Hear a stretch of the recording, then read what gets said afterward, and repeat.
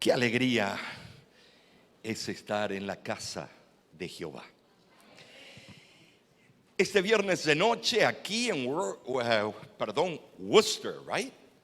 Porque yo lo estaba diciendo así como está escrito, Worcester. Parece una salsa eso, diferente, pero es Worcester.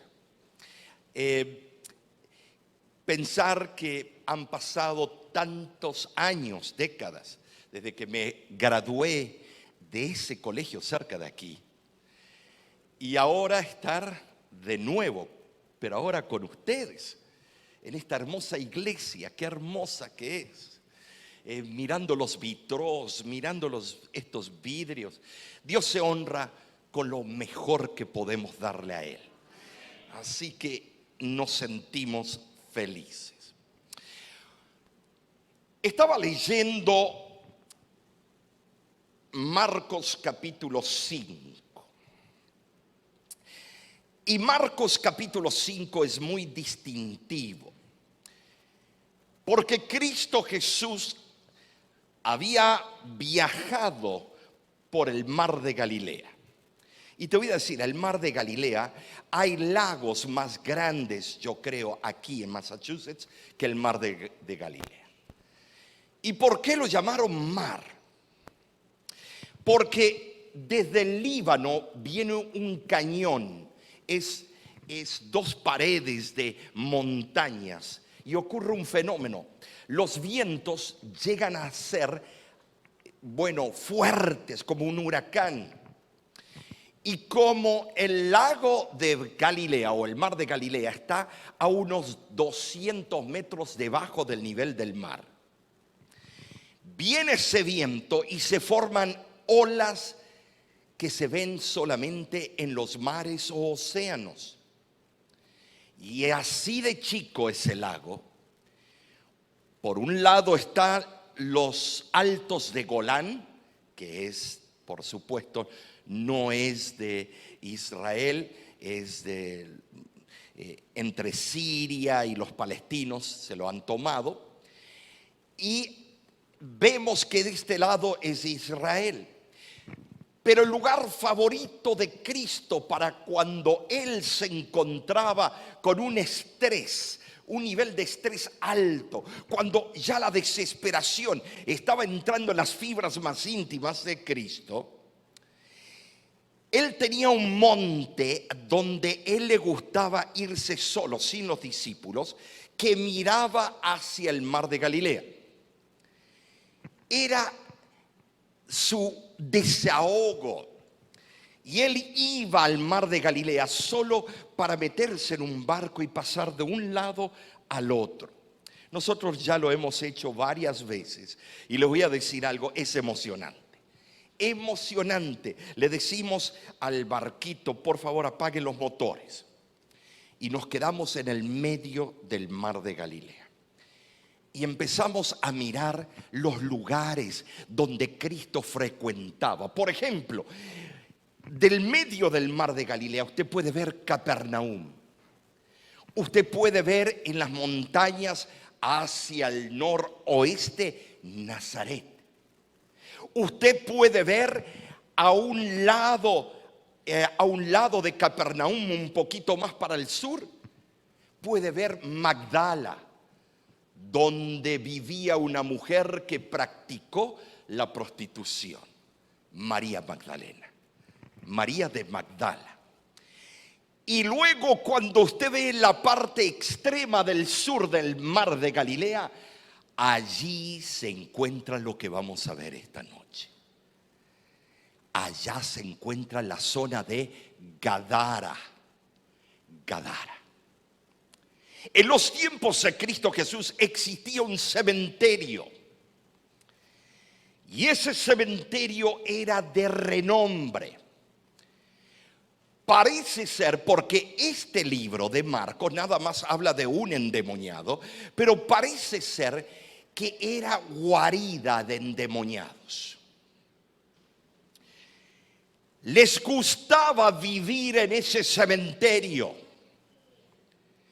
De acuerdo a la tradición, parece ser que allí habían ocurrido ritos ocultistas y Satanás se manifestaba constantemente en ese cementerio. De por sí nadie nos gusta visitar los cementerios. Si a ti te gusta, bueno, vas a tener que ir al doctor, tal vez. Nada más vamos para ver la lápida de nuestro ser querido, que él no entiende nada, pero por tu bien lo haces. Y ahora vamos a ver algo extraordinario. Y vayan al capítulo 5 del libro de Marcos. Y vamos a ver la dinámica, el fondo histórico. El fondo geográfico se lo acabo de presentar. Versículo 2 en adelante. Y cuando salió de la barca, enseguida vino a su encuentro de los sepulcros un hombre con un espíritu inmundo, que tenía su morada, dice, en los sepulcros y nadie podía atarle ni aun con cadenas. Las rompía. ¡Qué fuerza! Era algo bestial. Todas las vestimentas las rompía. Se sabe que él caminaba desnudo, gritando por el cementerio. Y allí pasaba una carretera romana. Y parece ser que todos los que venían por Gadara no querían tomar esa carretera porque estos endemoniados estaban esperándoles. Te voy a contar algo. Satanás es un showman. Satanás le encanta hacer un show. Siempre le gusta hacer un tremendo escándalo, porque de esa manera puede lograr dos tipos de sentimientos. Uno es el del miedo, el espanto. Y el segundo, de que lo conozcan y lo respeten a él como el rey de las tinieblas. Ay, ahora miren lo que aconteció. Dice versículo 4. Porque muchas veces había sido atado con grillos y cadenas, mas las cadenas habían sido hechas pedazos por él. Dígame, ¿tiene que tener fuerza alguien para hacer eso? ¿Sí o no? Esto es impresionante. Y desmenuzados los grillos y nadie lo podía dominar. Y siempre de día y de noche andaba dando voces en los montes y en los sepulcros e hiriéndose con piedras afiladas. Cuando vio pues a Jesús de lejos, corrió y de repente se arrodilló. Un demonio arrodillarse delante de Cristo. Te voy a explicar algo. Hay un libro que te recomiendo si algún día lo puedes comprar. Se llama Historia de la Redención, por una autora que ha sido inspirada. Y estimados, ahí claramente se explica la rebelión en el cielo, lo que aconteció. Y el libro de Apocalipsis capítulo 12 nos habla que hubo una guerra en el cielo, que Satanás y sus ángeles lucharon contra ¿quién? Contra el Hijo de Dios. Resulta ser que la familia de Dios, la deidad, consiste en el Padre, el Hijo y la presencia del Espíritu Santo. En un momento dado en la historia eterna del pasado, germinó la maldad. Y por eso el apóstol nos dice, grande es el misterio de la iniquidad, porque nadie se puede compenetrar y entenderlo, porque si lo entenderíamos seríamos dioses. Pero allí ocurrió un cortocircuito. Dios le dio a los ángeles el derecho a elegir entre dos polos opuestos. Dios le dijo, tienen la libertad. Ahora, los sentimientos que tenemos de odio, envidia, amor, ternura, son, estimados, son mezclas químicas del cuerpo que no las entendemos y no podemos entender cómo trabaja el cerebro. Y esas mezclas, esas reacciones químicas, solo vamos a ir entendiéndolas en la eternidad. Usted le pregunta a alguien que ama el gran psicólogo Freud y no puede explicar lo que es la palabra amor. No entiende. Para ellos es algo imposible entender. Entonces llegamos ahora a este demonio que tenía tomado a este pobre hombre. Era un padre de familia, tal vez tenía hijos. Si leemos el Espíritu y Profecía, dice claramente que era un hombre de familia y que él fue rechazado de su propio pueblo porque era imposible, era violento, era terrible. Y ahora el demonio, en vez de venir y darle un puño al Señor, que no hubiera podido darlo, él viene con la furia para atacarlo y de repente se arrodilla delante de él. ¿Qué pasó en el cielo? Satanás en un principio dijo que las leyes de Dios eran injustas, no podían ser guardadas por nadie y que eran leyes que ataban y esclavizaban al cielo y que Dios era muy dogmático, era un dictador y que él tenía un mejor sistema, una libertad que no había conocido el universo y que su modo de ver la libertad era diferente a la del Padre. Bueno, todos honraban al Padre, pero también honraban al Hijo y le dio envidia, odio. Esto parece una novelita, ¿no es cierto?, de Telemundo, Televisa, lo que sea. Y estimados, le dio tanto odio porque el padre decía, tienen que adorar a mi hijo. Si lo adoran a él, me están adorando a mí. Y él le empezó a dar una envidia tan grande, tan mala. Es como cuando estás trabajando en la fábrica, en la factoría, donde sea, y tú haces bien tu trabajo, pero otros te están tirando cada rato un machetazo, un guadañazo para bajarte y hablan cositas detrás de tus espaldas, porque el ser humano no aguanta, no tolera que otro sobresalga. Ustedes tal vez dirán, no, eso nunca a mí me pasa. Y ahora viene lo crucial. Cuando Satanás puso eso en la mente, hubo rebelión en el cielo. Una tercera parte del cielo fue lanzado, echado, y fueron y visitaron todos los mundos habitados. Algunos dicen, ¿cómo usted sabe que hay habitantes en otros planetas? Por favor, ¿usted cree que el gran Dios de los cielos hizo esa inmensidad de cuerpos celestes y los hizo para que sea un basural que no sirve para nada? No.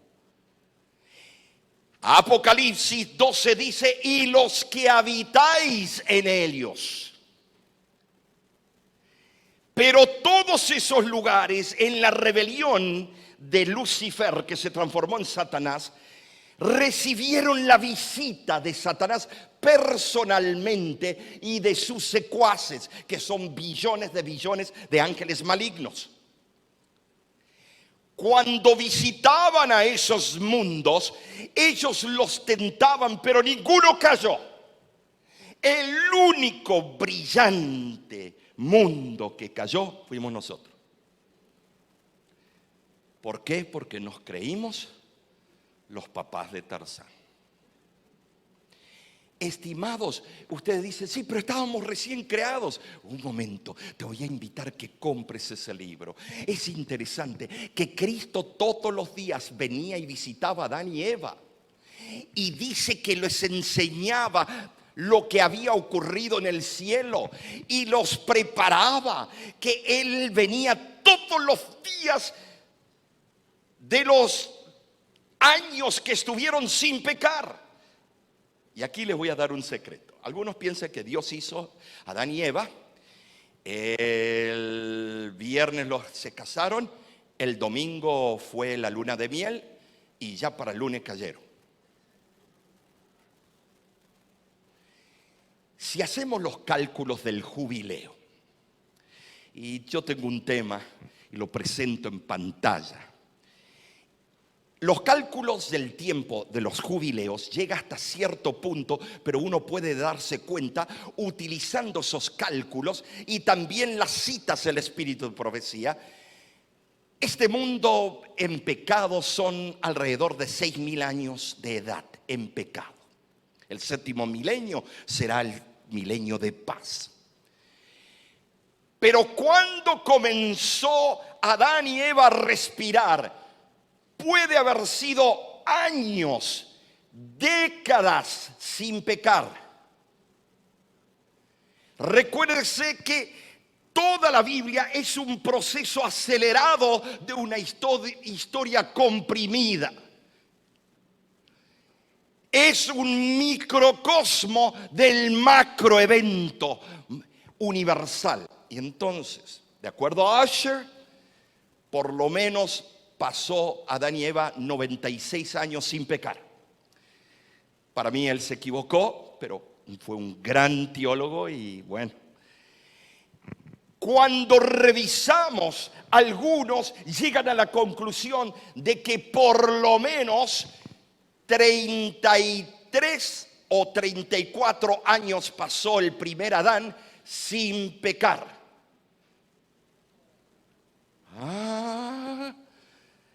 Pastor, demoró tanto tiempo para pecar. Es que en aquel tiempo eran inmortales. El factor tiempo y espacio no les interesaba nada, porque sabían que iban a vivir para siempre. Pero ahora va Satanás y tienta a la mujer y al hombre y caen nuestros primeros padres. Estimados, los ángeles malignos que fueron echados del cielo, ahora están aquí en la tierra, dice el libro de Apocalipsis. ¡Ay de la tierra y del mar! Porque ha bajado Satanás como un león, ¿qué? Buscando ¿a quién? A ti y a mí para devorarte, porque tiene hambre. Ponte en el lugar, ni que fuésemos tostones o platanito frito. Él tiene hambre, Él quiere devorarnos. Y ahora llega Cristo y uno de los demonios que fue echado del cielo, de los que le conté, ahora lo reconoce al Cristo encarnado, al Dios encarnado. Juan capítulo 1, versículo 14, ve que ese es el Mesías, aquel que no querían adorarlo en el cielo, aquel que le tuvieron envidia, odio, rabia. Y viene para agredir a Cristo, y cuando llega cerca se arrodilla como un manso cordero. Qué interesante, ¿no es cierto? Como un kitten, como un pichoncito. Ahora mansito, el que rompía cadenas, no podía con Cristo. Por eso el apóstol dijo, para mí el vivir es Cristo que me fortalece. ¿Tienes tú un problema?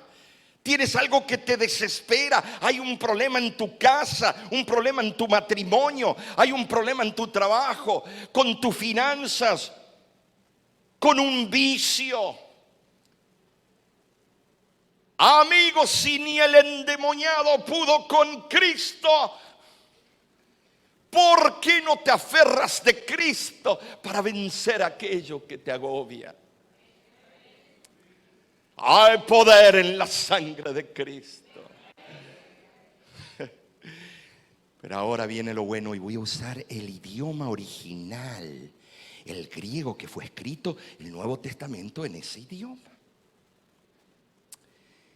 Y ahora llega y dice lo siguiente: y clamando a megafoné, a gran voz, con voz amplificada. De ahí viene la palabra micrófono en el español. Cuando vino clamando a gran voz, dijo: ¿qué tienes conmigo, Jesús, Hijo del Dios Altísimo? Te conjuro por Dios que no me atormentes. Estimados, ¿quién estaba atormentando a quién? Él estaba atormentando a ese pobre hombre y a todos los que pasaban por la comarca.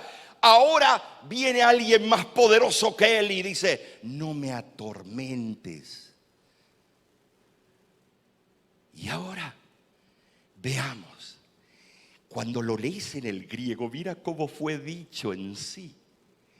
¿Qué derecho tienes de entremeterte conmigo, Hijo del Dios Altísimo?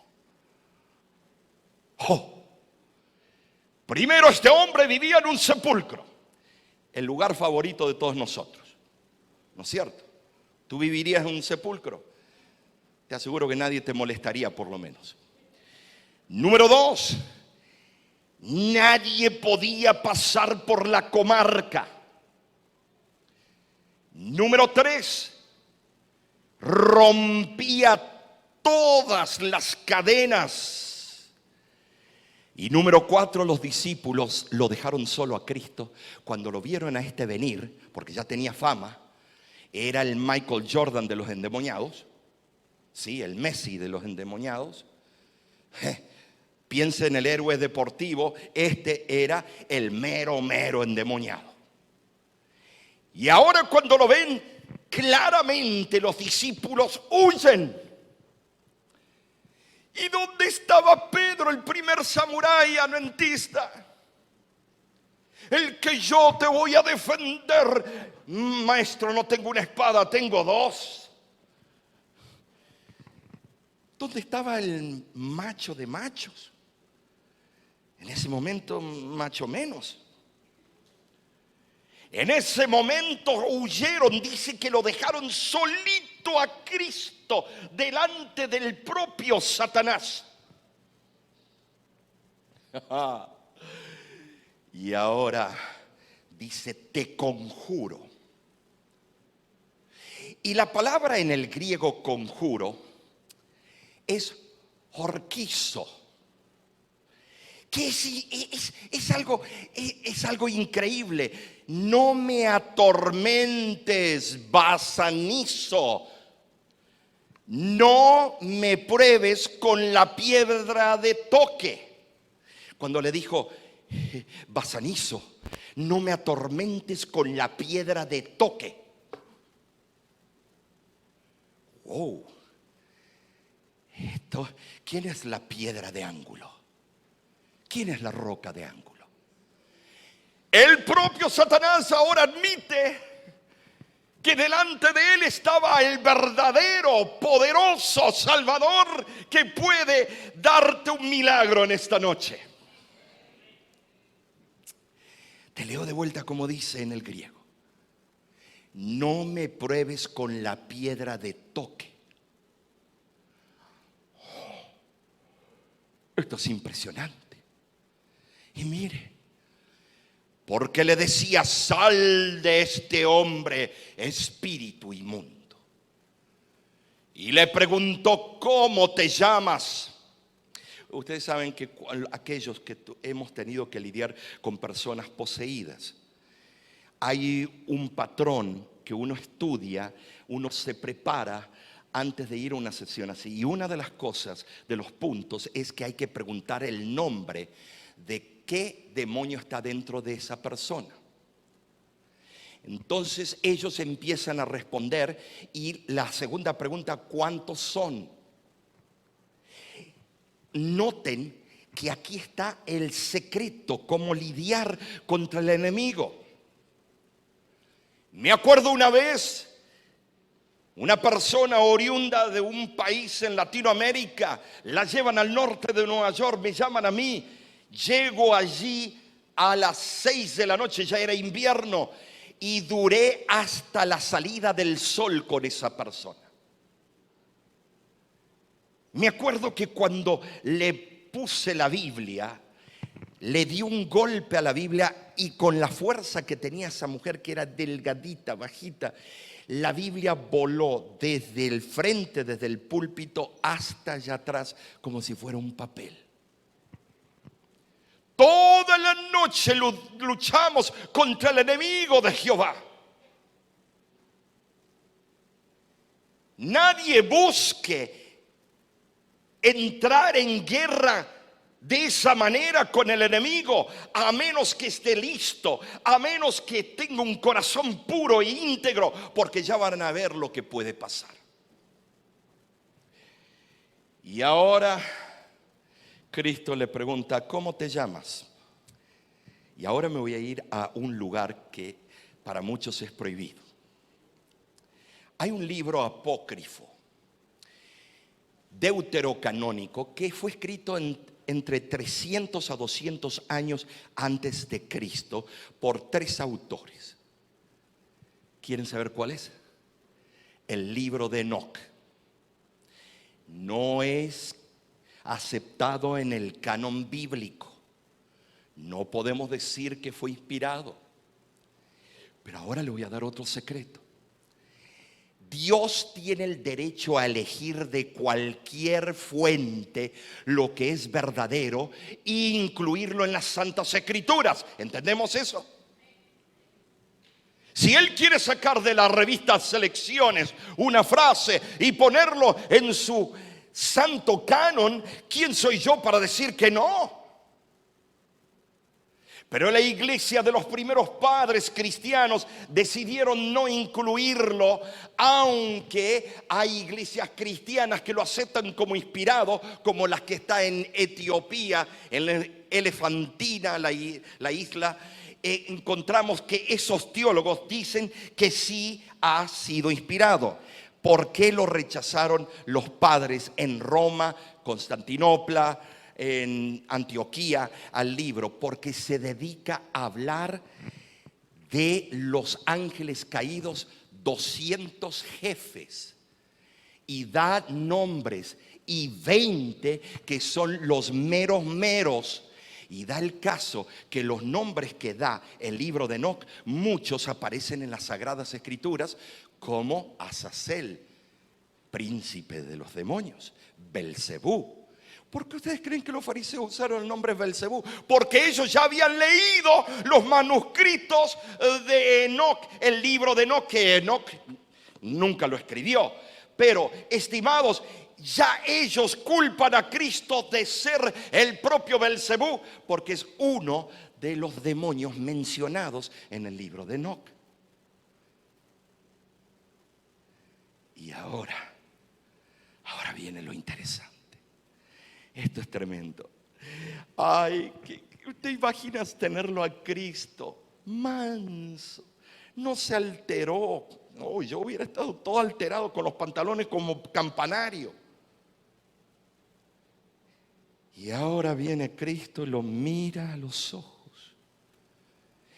Y Cristo sabía que adentro había un ser humano con un potencial. Había un ser humano que quería ser libre. Había un ser humano que quería dejar el vicio. Había un ser humano que quería ser diferente. Quería volver a su casa. Quería recibir un abrazo de su esposa. Abrazar a sus hijos. Pero no podía regresar. Porque cuando él quería hacer lo bueno, ya Satanás tomaba el control. Y te voy a decir algo. Yo he encontrado que toda persona que es poseída es porque se ha dedicado a 1 o 2 pecados y se ha aferrado de esos pecados en secreto. Y son pecados de inmoralidad. Casi todos los casos que he tratado, de inmoralidad tremenda, indecencia, y no puedo dar los nombres, qué tipo de inmoralidad. O sea que este hombre cayó en las trampas de Satanás. Este hombre tenía un vicio. Y ahora, cuando leo los evangelios, me doy cuenta que hay 3 posesiones demoníacas. Primero, la de la casual. Cuando Pedro dijo, yo te seguiré a donde tú vayas, yo voy a ser tu guardaespaldas, Señor, le dijo, cállate, cállate, porque no eres tú el que está hablando, sino Satanás por medio de ti. Todos, algún momento del día, nos dejamos a veces, si no estamos en plena comunicación con el cielo y con Cristo, a algún momento del día, algún insulto, alguna palabrota que sale de nosotros es una posesión permitida de momentos como Pedro. La segunda es la posesión donde entran los demonios dentro de uno. Y hay manifestaciones con los ojos, con un montón de cosas. Pero la tercera es la más peligrosa, es el pecado contra el Espíritu Santo. Cuando tú y yo pecamos contra el Espíritu Santo, ya Él no tiene que hacer manifestaciones sobrenaturales. Porque ya tú o yo somos de Él y ya no le interesa hacer manifestaciones para asustar a la gente. Porque ya tú, si pecaste contra el Espíritu Santo, ya eres de Él. Esas son las 3 posesiones. Saúl fue uno de ellos. El rey Saúl. Ahora,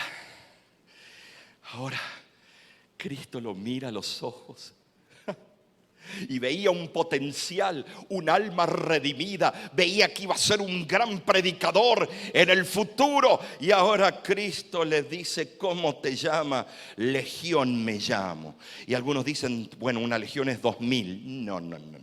La historia no dice eso. La legión romana consistía de 6.700 soldados. 6.000 de infantería, 700 de caballería, no 2.000. Y ahora dice, legión somos. Quiere decir que por lo menos había más de 6.000 de ellos en una sola persona. En forma plasmática, en forma, no sabemos, espiritual, pero estaban comprimidos como una lata de sardina dentro de este hombre. Si solo uno de esos demonios, yo tiemblo. 6.700 de ellos adentro. Y ahora viene, miren esto. Y le preguntó, ¿cómo te llamas? Legión me llamo. Y le rogaba mucho que no los enviase fuera de aquella región. Porque te voy a decir algo. Dios tiene lugares que Él mora y son sagrados. ¿Cómo lo prueba usted, pastor? Al lado del monte Sinaí, por esa comarca, había una zarza ardiente. Y cuando se acerca el curioso Moisés, ¿qué le dice el Señor? Quita, ¿qué? Porque el lugar que pisas, ¿qué? Entonces hay lugares consagrados por Jehová para su servicio y para su mensaje, sí. Por eso no se puede tomar en vano y estar jugando con los muebles que fueron consagrados, porque ellos no traen salvación, no es un punto de fe. No creemos estimados, en el panteísmo. Pero si Dios dedicó esto o tú lo dedicaste a Él, sagrado es. Ok, esto se pone bueno. Y ahora Dios le dijo a una multitud de patriarcas, este lugar es santo.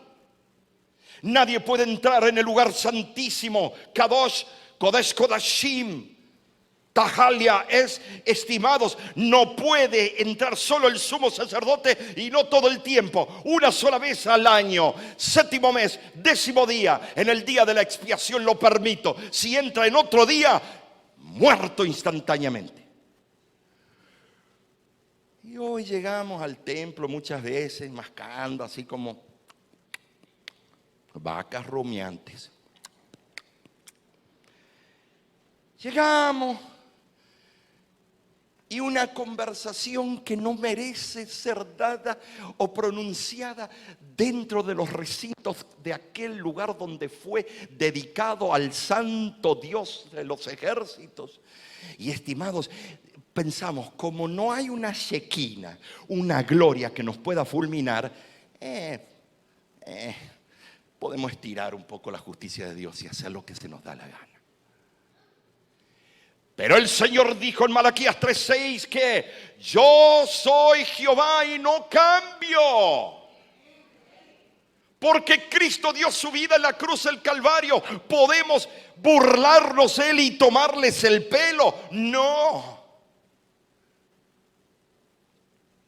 Gracias a la sangre vicaria de Cristo es de que no somos fulminados instantáneamente con nuestras formas de actuar en este mundo. Pero estimados, llegará un día que Cristo se quitará las túnicas de sumo sacerdote y tendrá la túnica de un juez ejecutivo. Y ya ahí habrá acabado la gracia.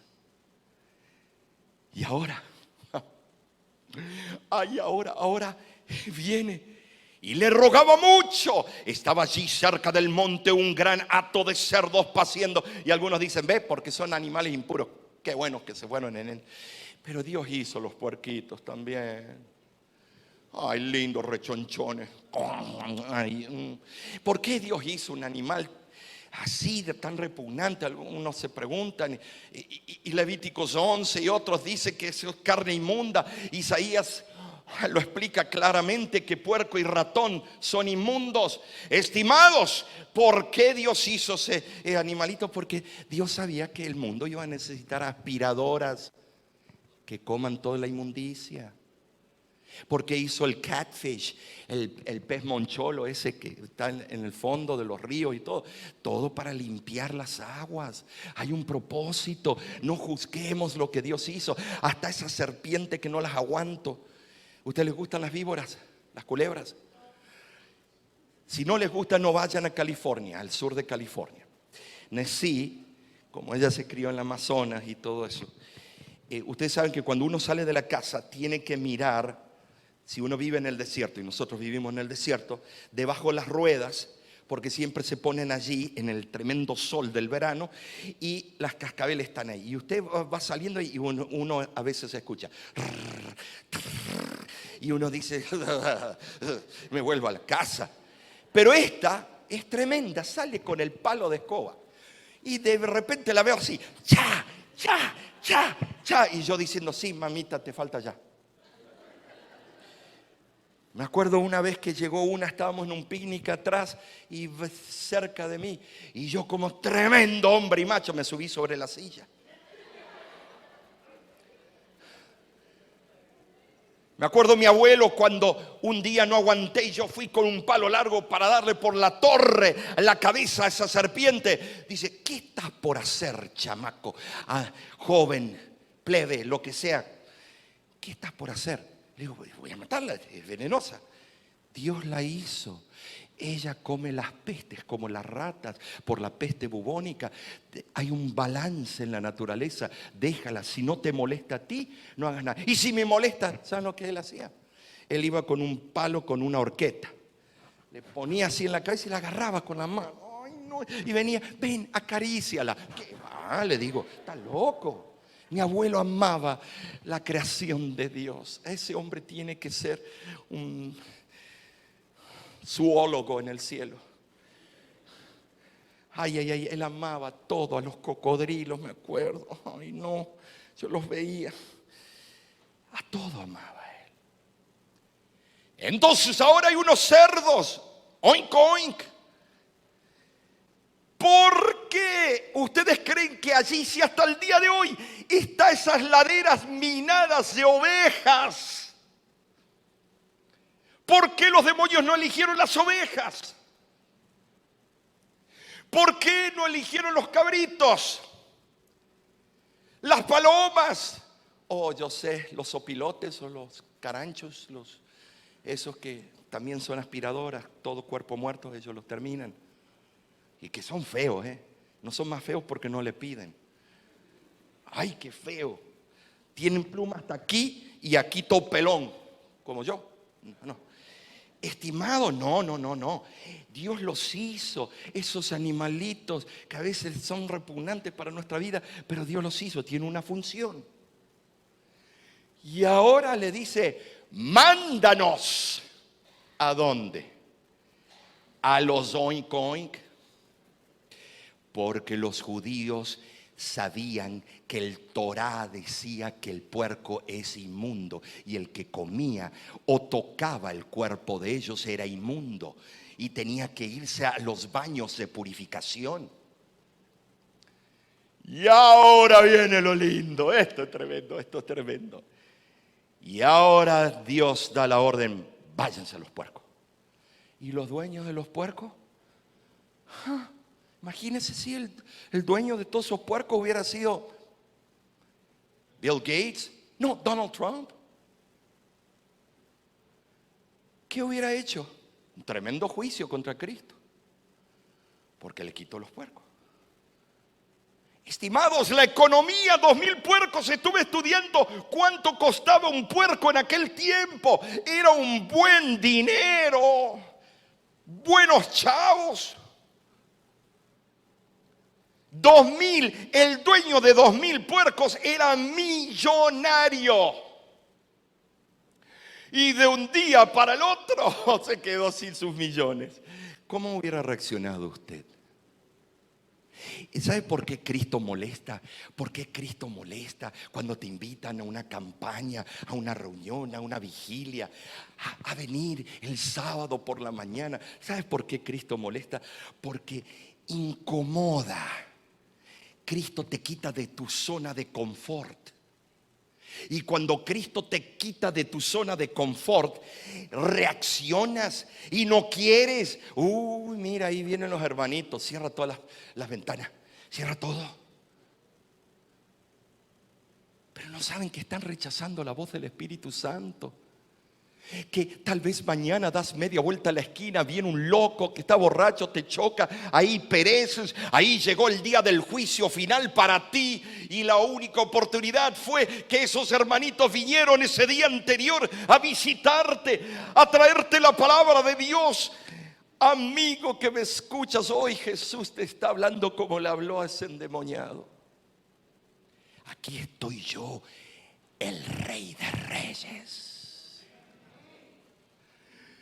En ese momento los demonios salen y van a los puercos. Y los puercos se volvieron locos, histéricos y directo. Y es interesante que hay un peñasco en esa parte a donde está Gadara. Hay un peñasco y lo más probable fue de ese peñasco que saltaron todos los puercos. ¿Por qué? Porque, ¿qué les dije al principio? Satanás es un showman. Hubieran entrado en los puercos y muerto ahí. ¡Pum! No, él tuvo que hacer su show para que toda la comarca vean cómo la economía de toda esa zona se fue a ¿qué? Por la borda. Ahora quedaron todos desempleados. Ese es el problema cuando tienes a Cristo en tu corazón. ¿Qué pasa, hermano, hermana? ¿Qué pasa? Oh, tal vez tu economía puede faltar. Ay, no. Por eso yo no quiero. Sí, yo sé que Dios existe. Yo sé que Cristo murió por mí. Yo sé que Cristo viene pronto. Pero, estimado, yo no puedo entregarme a Él. ¿Qué pasa con las finanzas en mi casa? ¿Qué pasa con aquello que me gusta? Mis amigos los viernes de noche, cuando voy a pistear o a tomar, cuando tengo mis amistades que les gustan los chistes vulgares. ¿Cómo no voy a ir? Si acepto a Cristo, tengo que cortar esas amistades. Tengo que cortar los vicios que me gustan. Tengo que cortar mis malas palabras. Tengo que cortar, me dijo alguien en el sur de México, tengo que cortar las riñas de gallos. Y no quiero. Mis gallos son los campeones. Lo único que faltaba es que Cristo venga y le diga a Satanás, váyanse con los gallos al mar. Y en ese momento, ahora todo el mundo ve eso y le dicen, vete de aquí, por favor. Si tú eres enviado de Dios, se nota por el poder que tú tienes, pero vete de aquí, porque la economía de Estados Unidos se va a afectar si tú te quedas aquí. Ese es el miedo. ¿Por qué no te entregas a Cristo? Porque tienes miedo que te va a afectar lo que tú crees que es bueno. Y entonces, termino con esto. Estaba de evangelista en una campaña en Williamsburg, New York, la parte de Brooklyn. Y en el segundo tema de la semana habían traído una visita. Se sentó en el medio, al lado derecho, yo mirando para allá sería el lado izquierdo de ustedes. Era una sacerdotisa del candomblé y el vudú, famosa en toda esa área. Viajaba del Caribe a Nueva York y de Nueva York al Caribe porque la contrataban. ¿Sabes quiénes? No tanto los pobres, a ella la contrataban gente de dinero. Así como nos gusta leer el horóscopo, las cartas, a ver si me va a ir bien en las cosas. Bueno, iban a ella y le pagaban un buen dinero. Y ahora esa mujer la traen a la reunión justito el tema que estoy presentando, el origen del mal. ¿Quién es Satanás? Y me traen a esta dama. Y yo no sabía. Y de repente pongo mi mano y digo, ¿conoces a Cristo? Se levanta ella con una voz gruesa, sale. Hace siglos que le conozco. El que más vive será 100, 120 años, y siglos es mucho más que eso. ¿Quién era el que estaba hablando? Alguien que lo conocía desde Gadara. Alguien que lo conocía desde los tiempos remotos, desde los orígenes en el cielo. Cuando se levantó y dijo eso, los que estaban sentados alrededor saltaron, salieron corriendo como liebres. Porque es fácil decir yo tengo fe hasta que se te sienta, como dicen en algunos países, el chamuco a tu lado. Y ahí estuvo. ¡Ay, ay, ay! Y se quedó un vacío ahí. Y le digo, ancianos, llévenla abajo, al sótano. Y allá empezaron a orar. Y me acuerdo que yo terminé la reunión, me fui para abajo. Y cuando voy entrando veo que un líder pone la mano sobre ella, el hombro, y ella se da vuelta y le dice, ¿y tú por qué me tocas si tú tienes otra mujer que no es tu esposa?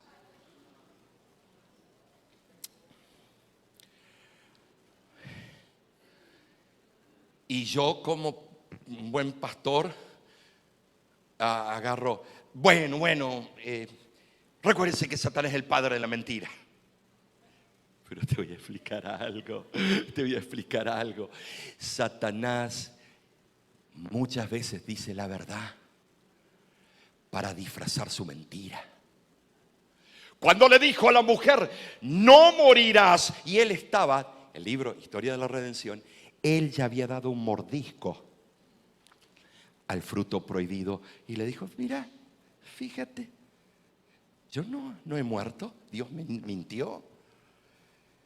Come de este fruto, no vas a morir. Estaba diciendo una verdad, porque no iba a morir en ese instante. Pero la muerte nos llegó a todos por esa decisión. Satanás siempre dice una verdad que disfraza la gran mentira. Entonces, yo le dije, hermano, levántese, vaya a su casa y descanse, no se preocupe. Pobrecito. En ese momento yo vi que algunos empezaron a chismear y le digo, ¿cómo le gusta la telenovelas? Y entonces los miro así con los ojos serios y agacharon la cabeza. ¿Por qué? Porque el que no es culpable tire la primera piedra. Me daba ganas de agarrar a cada uno de los líderes y decir, venga con la mano, pónganla encima de ella. Muy machito, pichón, se creen. En ese momento me acuerdo que empezó a citar del libro de Jeremías, Isaías, de libros de profecía, pero al dedillo se los conocía. Y te voy a dar otro secreto. Tú sabes que cada mañana al amanecer, el primero que abre las Sagradas Escrituras y estudia con diligencia las profecías, ¿quién es? No tu vecino, no el hermano fulano de tal de la iglesia, es Satanás. Satanás es un estudioso de las Sagradas Escrituras, porque él sabe que le queda poco tiempo.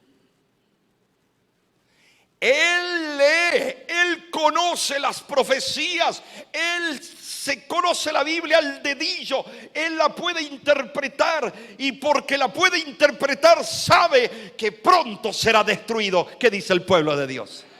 Gloria a Dios. En ese momento, lo primero que hice, ¿cómo te llamas? ¿Cuántos son? Eran 37. Y cada uno me dio su nombre. Y lo interesante es que cuando tú lees ese libro de Enoc, que no es inspirado, pero que el libro de Judas, que sí es inspirado, sacó varios textos de ese libro apócrifo. Por ejemplo, el libro de Apocalipsis prestó de primera y segunda de Macabeos 53 versículos, sin poner bibliografía, porque Dios no necesita poner bibliografía. Algunos, ay, que eso es plagio. No, ¿qué estás hablando? Él es la fuente de toda sabiduría. Y si Él vio que un trozo de algún libro estaba diciendo la verdad, Él sacó la parte de verdad, lo incorporó en sus Sagradas Escrituras y el resto es mentira. En ese momento, tú sabes que ese libro dice y da los nombres de estos jefes de demonios y qué trajo cada uno. Uno trajo el horóscopo al mundo, otro trajo, cuando lo leí, lo releí, dije, están bien organizados, ¿eh? ¿Ustedes creen que están todos ahí? Hoy va contigo y mañana. No, cada uno tiene un pecado que se especializa. Se especializa en el pecado del alcoholismo, en el pecado de la pornografía. Hay especialidades entre esos agentes malignos que se dedican a las tendencias que tú y yo esta noche queremos que salgan de nosotros mismos. Entonces le dije, hermana, ¿aceptas a Cristo en tu corazón? Y de repente tenía esa lucha y hace así. Y yo sabía que todavía había algo bueno ahí adentro. Un día llegamos a la casa con otro pastor y abre el esposo que era sacerdote del ocultismo y dice, vengan para aquí, esto es lo que les voy a hacer a ustedes si siguen molestando a la reina. Y cuando entramos estaba suspendida en el aire, levitada sin nada abajo, desafiando la ley de la gravedad, así, flotando. Pero así, esto no era un truco de estos que hacen magia, esto era real. Y así estaba, una mujer que pesaba más de 230 libras suspendida en el aire. Cuando lo vi ahí, mis pantalones empezaron a hacer así. Yo sabía que estaba peleando contra el príncipe de las tinieblas. Un día la traemos a la iglesia para ungirla. Saca un cuchillo de la cartera y viene corriendo a clavarle a otro pastor que estaba al lado nuestro. Y cuando le va a clavar, una pared invisible quedó así. No podía penetrarla. Era el ángel de Jehová. Qué hermoso que es Cristo, ¿no es cierto? Hay poder en Cristo tu Salvador, te redime y tu Salvador te protege. Pero no lo guardes en un cajoncito y lo abres cuando lo necesitas.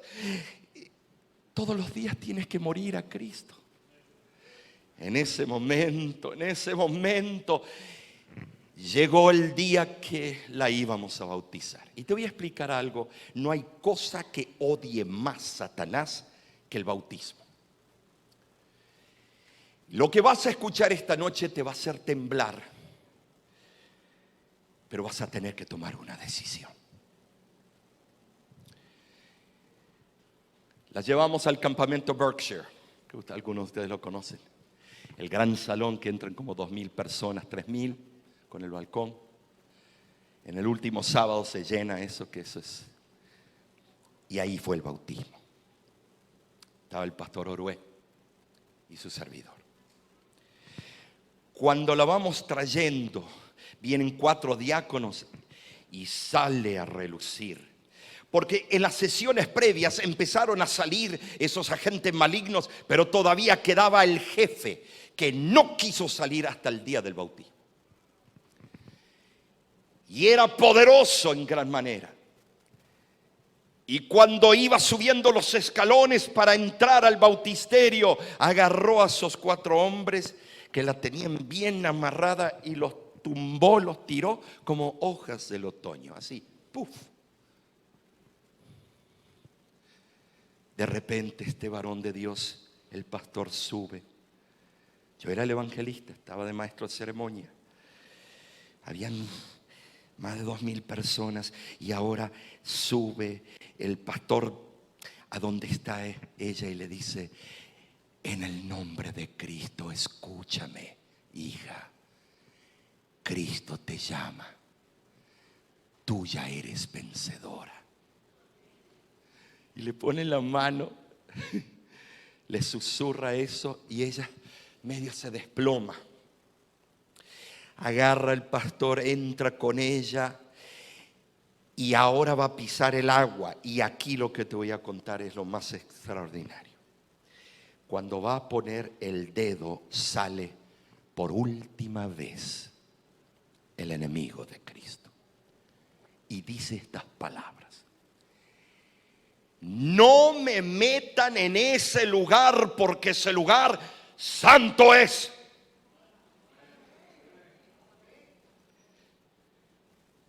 Y pensar que Dios te ha hecho el llamado a ti, has estudiado la fe de Jesús, te has preparado, amigo. Tú sabes que tienes que tomar el paso. El que no nace del agua y del Espíritu no tendrá parte conmigo en el reino de los cielos, le dijo a Nicodemo.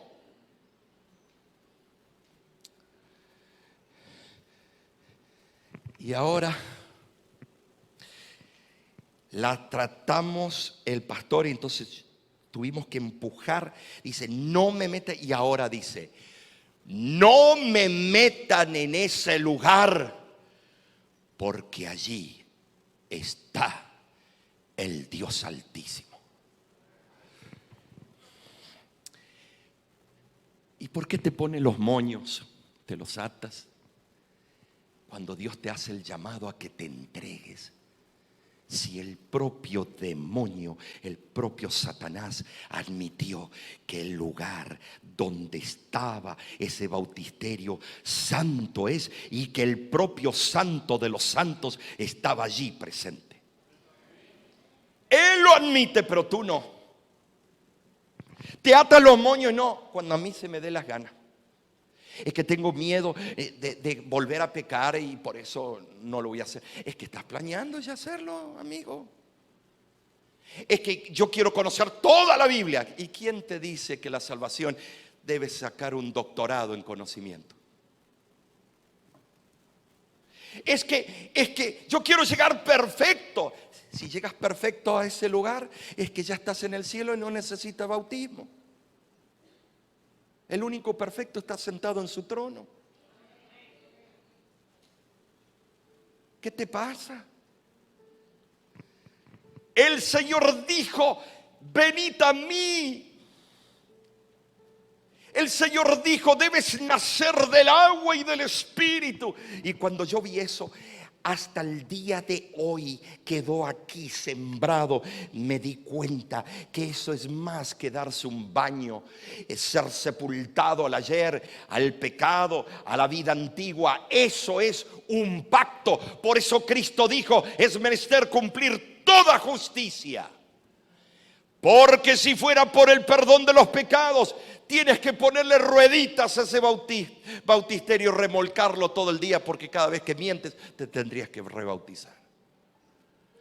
El bautismo no es por los pecados, es más que eso. Es menester que cumplamos toda justicia. Cuando entras allí, Cristo te viste de su justicia. De repente bajó ella. Y cuando el pastor dijo: te bautizo en el nombre del Padre, del Hijo y del Espíritu Santo, salió algo. Las puertas se abrieron, fue un portazo impresionante. Las ventanas se sacudieron, el techo ese parecía que era un temblor, un terremoto, y se abrió una puerta, ¡pum!, y se volvió a cerrar. Estaban todos, la hermandad, orando, algunos arrodillados, otros con las cabezas abajo. Era tanto el poder de la oración, porque cuando el pueblo de Dios ora, suceden cosas maravillosas. Y tú, hermano, amigo, que has venido esta noche, no es por coincidencia. Tú eres esa cosa maravillosa que Cristo pagó su precio en la cruz del Calvario. Tú debes entregar tu vida a Cristo. Acéptalo como Salvador personal. Cuando ella se levantó, había una paz. Nunca más le volvió ese demonio a molestar. Porque si Cristo en mí, ¿quién contra mí?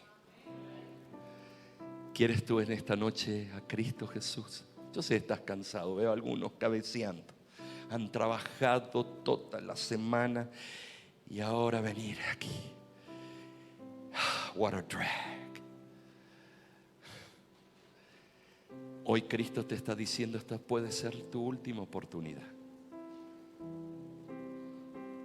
Si algo te pasa, algo te acontece, y hoy el pastor te hizo, mi siervo te hizo el llamado, y tú dijiste: no, cuando a mí me parezca. Yo esta noche te estoy invitando a que lo aceptes a Cristo como Salvador personal. Y si ya lo has aceptado, que renueves tu vida con el Maestro.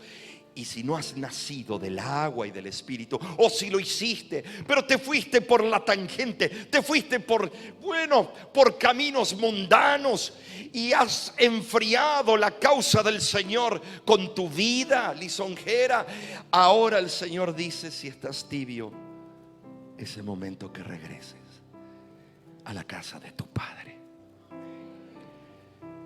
Tú que estás allí sentado, si quieres aceptarlo a Jesús como el único que te puede salvar, y quieres decirle: yo quiero entregar mi vida y decir: yo y mi casa serviremos a Jehová, ponte de pie en este momento.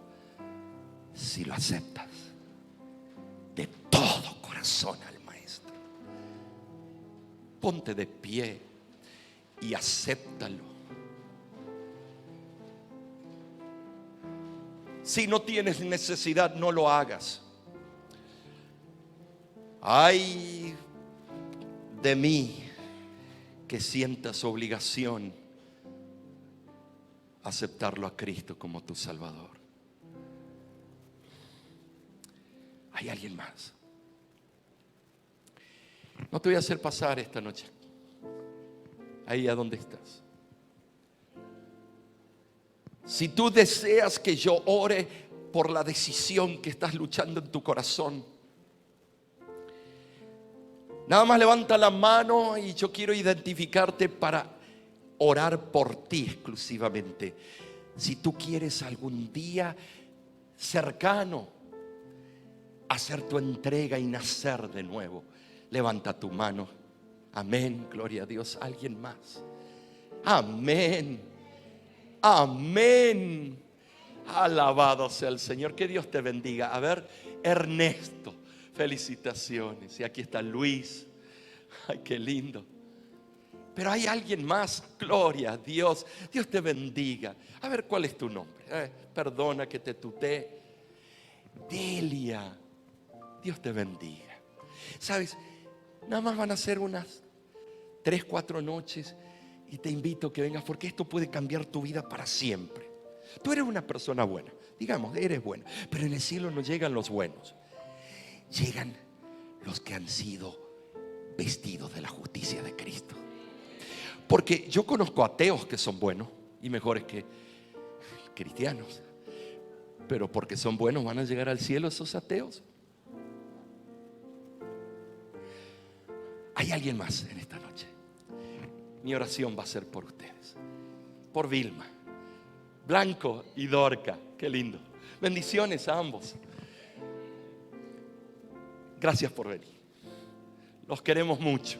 Ustedes van a conocer, esta no es una iglesia que, una catedral de cristal, pero esta es la morada de Dios. Y es preciosa.